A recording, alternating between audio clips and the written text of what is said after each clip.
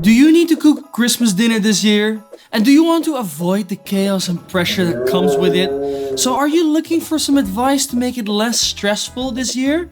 Well, you came to the right place because I'll share my main tips I learned over the past few years of cooking Christmas dinners to help you ease the holiday kitchen suffering a bit. I won't give any recipes because there's plenty of them on YouTube, but we'll run down my most useful tips to tackle Christmas like a boss. So grab your notebook and let's go. I'll break it up into 4 different parts. The first part, let's talk planning. Before you start, you need to plan and buy groceries. You want to be as detailed as possible in your planning. If you can do that, the cooking will be a breeze. I made a quick planning sheet for you to get you started. Alright, tip number 1. Write down the number of people you have and any dietary restrictions to keep in mind. Tip number 2. Come up with the dishes and find recipes you want to cook. I suggest you balance complexity, but more on that later. Tip number 3. Estimate portion sizes and multiply the recipes by the number of people. Then tip number 4. Create your shopping list and don't forget the drinks, please. Then tip number 5. Write down how long everything takes to cook, from longest to shortest. And based on that data, you can figure out which day you actually have to start cooking before Christmas. Tip number 6. Write down how many pots, pans, bowls, and any other kitchen utensils you need. Also check the fire pits, how many you have available, your oven size, to make sure you know what you're working with. Nothing is more annoying than not having enough space, trust me. Tip number 7. Check if you have enough plates, cutleries, glasses, and everything to serve your foods and drinks in. I know it sounds obvious, but I've seen enough Christmases go bad because there weren't enough plates or glasses. So make sure you check. Tip number 8. It's very important to, of course, plan everything, but also think when you actually need to start cooking. Start ahead of time. And make sure that you think about the things that you can prepare in advance. Maybe you can freeze some items. Maybe you can put some things in the fridge that will even increase in flavor because of it. A good example of this is a stew or any kind of curry. Not very Christmassy, but you get the gist. Do you need to marinate something overnight? Is it a cake you can make in advance? Make it yourself easy because there's most likely some steps that you can do a day or even 2 days beforehand. Some other things are parboiling some veggies, already peeling some carrots, you name it. Sky's the limit. If you do a Google search on your dishes or ingredients, if you can make something in advance, you'll find the answer. Tip number 9. Try to stick to cuisines or dishes or recipes that you've already made before. Or tip number 10, if you do want to make something new, make sure you practice beforehand. You can do this in one of your dinners before Christmas with your family or by yourself, because trust me, nothing is worse than being frustrated by your incapabilities because you just don't know how to cook it. Really, trust me, I've been there. You don't know how many times. You fucking donut. Then tip 11. If you want to do something new anyway, but you don't have time to practice, pick a side dish. That's most likely way easier to pull off than your first time beef Wellington. Do what you like, but you've been warned. Tip 12. Christmas doesn't have to be 5 to 15 courses menus. It can also be a shared dining experience. So if you have to cook for big groups, try to make large trays of food or bowls or anything instead of individual plating. Now tip number 13, if you do want to cook some courses and it's a really big group, always make sure to delegate. Don't torture yourself with the responsibility of feeding all these mouths. It's also Christmas for you. Relax and share the pressure, will you? Hey, yeah, Mary, you actually made that amazing cake, right? Yeah, could you bring it to the Christmas dinner? Hey, Peter, you made a starter last year? Yeah, that one. Okay, yeah, if you could bring it. Hey, could you make the tater tots you made last year? Yeah, with the duck fat. So yeah, if you can do the vegetables, I'll just do the stew. Some others are bringing desserts and starters and stuff. Yeah, you know me, right? Delegate. Now, jokes aside, ask someone else in the group to make a dessert or a starter, but make sure you know that that person can cook, please. Oh, and of course, share this video with them and tell them to skip to tip number 14. Then tip number 14. The holidays are all about giving. So make sure you give back more than you take. If someone asks you to help out by making a dessert or a starter for the Christmas party they arranged, and you're invited to help out, make sure you support them in the kitchen or just decline and stay home, please. Tip number 15. Mise en place. What is French for put in place? This famous chef term is crucial during Christmas. Make sure you have all the ingredients in place before you start cooking. But not just that. No. Also, the house is clean and ready, the tables are set, the drinks are cold in the fridge, and you have your plan written out. You got your pots, you got your pans, and anything you need to start cooking efficient and stress-free. This step to prepare everything should be the most work because this is what helps you stay organized and stress-free in the kitchen. Tip 16.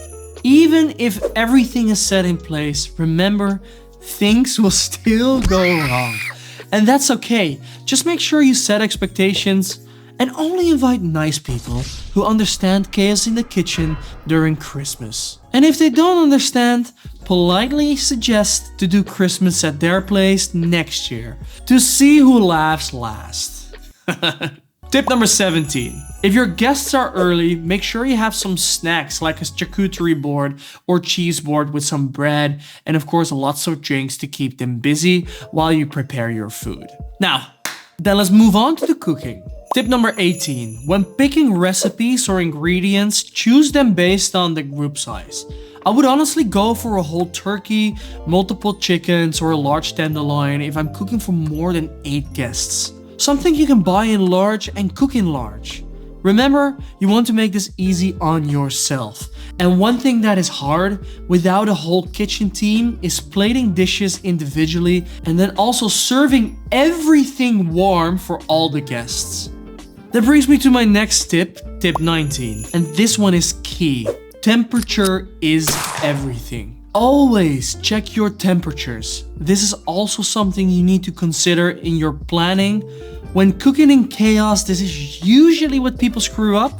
So if you want to impress people, pay attention to your temps. Mostly meat, fish, chicken, turkey need to be checked with a meat thermometer, and then also think of what the star of the show is. Usually this is the protein, so make sure that you get that right. The guests will forgive a colder Brussels sprout, but not a cold expensive piece of meat what needs to be warm. Tip number 20. Also check if something can be overcooked. Look up the perfect temperature for a dish online, gauge it with your thermometer along the cooking process, or avoid foods that need the perfect temperature for it to taste nice altogether. Tip number 21. Since temperature is so important, here are some other tips. Make sure to heat your plates in the oven or the microwave just slightly to make the temperature of any warm dish, such as your main course, drop slower. Tip number 22. Keep food in pans until the last minute, lower the oven to a very low temperature or turn it off, or cover oven dishes with aluminum foil. Tip number 23. This one is my favorite tip to keep food warm. Make an au bain-marie, which is French for a warm water bath. Or better said, get yourself a sous vide system. These things are absolutely amazing. Not only does it help you to make the perfect steak or chicken, but you can also just set it to a specific temperature, so it keeps a water bath at that specific temperature, and then you drop in bottles, jars, or anything to keep it warm. And on the other hand, tip 24, if you need to keep things cool, but you have little to no room in your fridge, what also happens to me every Christmas. If you live in a cold climate, you probably know this, but place your food outside. Most likely it's colder than your fridge. And if you're not that lucky in this one occasion, get yourself some cool boxes. Tip 25. Oh, and I said I didn't do recipes in this video. Still not, but here is a rule of thumb for the food you want to pick. Think of a delicious protein, meat, fish, whatever. Add 2 sides tops a sauce or a gravy, and Bob's your uncle. Now to start figuring this all out, start with your main course because that's the star of the show usually. And then think, what is my starter? What is my dessert? And if you want to do more courses, start building outwards like that. But then again, it can be a menu of shared dining or individual plates, whatever suits you. Tip number 26. Now, a quick reminder about the different tastes. Yes, this is a general tip, but it's just handy to hear it again, especially for Christmas dinner plans. Always make sure to have something sweet, sour, salty, umami, and some crunchy texture to your food. Now let's go over to the next section, plating. Tip number 27. If you want to go fancy during Christmas, I understand. There's all kinds of tricks to upscale your Christmas dinner, especially with the plating. It's all about the plating. Instead of laying down mixed veg on a plate, pick one and turn it into a puree, smear it over your plate, and lay your protein or any kind of food on top of it. It will instantly look nicer. Tip number 28. Plan your plating by drawing it out on a piece of paper. That way, you don't have to cook all the food to see how it actually looks, but you can get some kind of idea how it's going to turn out on your plate. Tip number 29. Make sure you check yourself before you wreck yourself with all the liquids coming out of food. Nothing ruins a plate more than unexpected liquid all over your plate when you didn't account for it, but all of a sudden your beef Wellington turns into beef Wellington soup. King Donut. Also, if you want to drench your food in sauce, be my guest, but I would advise that you do not do that on the plating, but you serve it in a little can next to it so people can ruin their plating themselves. At least they see your perfectly dry food on your plate and then they can add sauce to that themselves. Tip number 30. Think in different colors on your plate. Is it missing some red? Add some gravy or cranberry sauce, chili, or what have you. Is it missing some green? Add some herbs or green onion. But of course, make sure it fits the taste of the dish. Tip number 31. Less is more. Don't overcrowd your plates. You can always offer seconds. Tip number 32. Clear the edges of the plate. Trust me, it does wonders. Tip number 33, and this is my last plating tip. The style of plate you pick also makes a large difference in terms of aesthetics. I usually go with minimal white or a dark shade plate, but it's your Christmas party. Go wild, do your thing. Then off to the last part, plan B. You always need a plan B. Tip number 34. This should be in your plan because if you have a burnt main dish, overcooked steak, may the Lord help you in those times of suffering, but fear not. Remove your anxiety for these horror moments with your favorite takeout. It's a perfect alternative to a risky recipe because you don't have any choice. Or just make sure you don't screw up.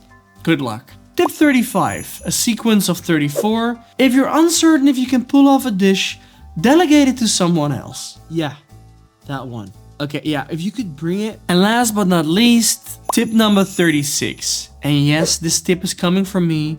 Not everything has to be made from scratch or freshly made. Some things can be pre-made, like sauces or potatoes from a grocery store. Or even better, if you have an artisan deli shop, butcher, or bakery in your neighborhood, go ahead and check what they have for amazing food.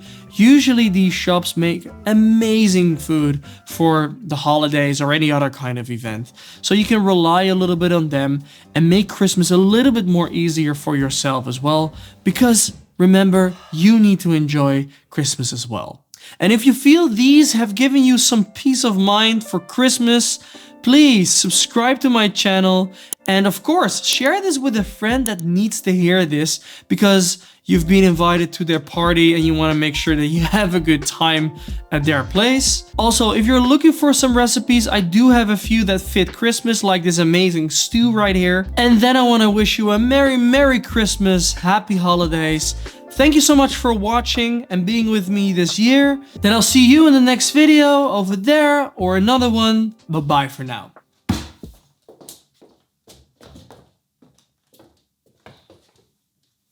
It's Christmas time. Let's go.